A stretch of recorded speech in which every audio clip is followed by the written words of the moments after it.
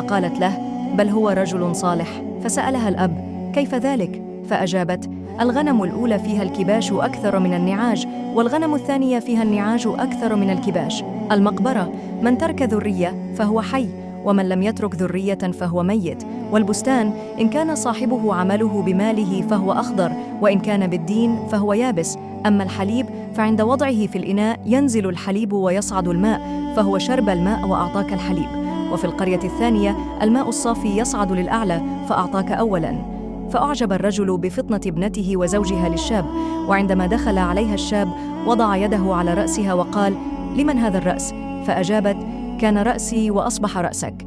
ثم قال لها: تهيئي للسفر، فأنا لست براعي الأغنام، أنا ابن ملك، خرجت للبحث عنك. ثم ختم الشاب كلامه بقوله: الشخص السيء يظن بالناس السوء ويبحث عن عيوبهم، أما المؤمن الصالح فينظر بعين صالحة ونفس طيبة ويبحث عن الأعذار ويظن بالخير.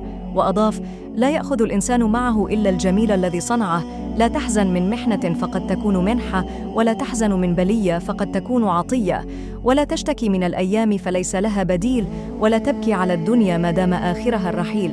جعلنا الله وإياكم من الذين يحسنون الظن بالله ثم بالناس.